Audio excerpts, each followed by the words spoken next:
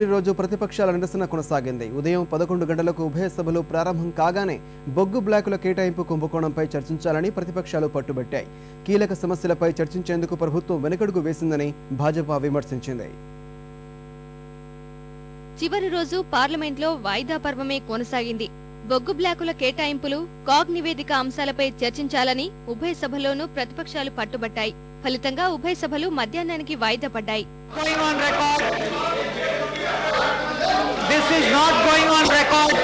ఉదయం 11 గంటలకు లోక్సభ ప్రారంభం కాగానే అనంతపురం రైలు ప్రమాదంలో మృతి చెందిన వారికి సభ్యులు నిమిషం పాటు మౌనం పాటించాలని స్పీకర్ మీరా కుమార్ పేర్కొన్నారు. అనంతరం ప్రశ్నోత్తరాల సమయాన్ని ప్రారంభించేందుకు ప్రయత్నించడంతో ప్రతిపక్షాల నుంచి నిరసన వ్యక్తమైంది. బొగ్గు బ్లాకుల కేటాయింపుపై చర్చించాలని భాజపా పట్టుబట్టింది. అనంతపురంలో జరిగిన రైలు ప్రమాదంపై చర్చకు అనుమతించాలని విపక్షాలు డిమాండ్ చేశాయి. దీంతో సభను మధ్యాహ్నానికి వాయిదా వేశారు.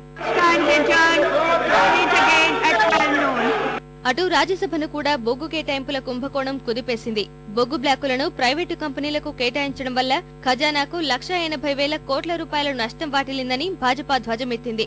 దీంతో చైర్మన్ హమీద్ అన్సారీ సభను 15 నిమిషాల పాటు వాయిదా వేశారు.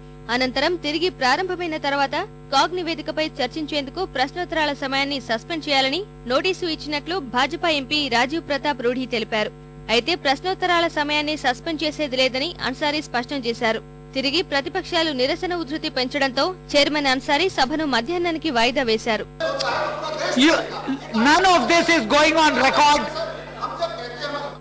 మరోవైపు పార్లమెంట్లో తాము లేవనెత్తిన సమస్యలపై సర్కారు సరైన సమాధానాలు చెప్పలేకపోయిందని భాజపా విమర్శించింది.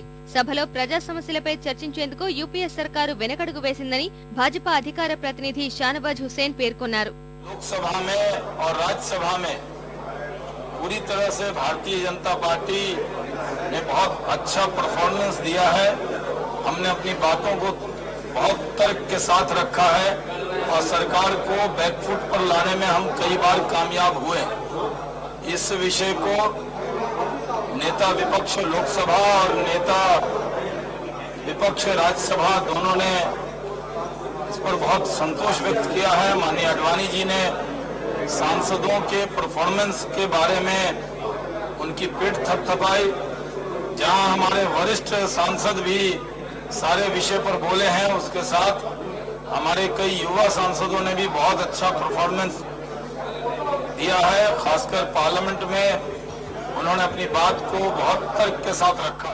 మార్చి 12న ప్రారంభమైన పార్లమెంట్ సమావేశాలు నేటితో ముగియనున్నాయి.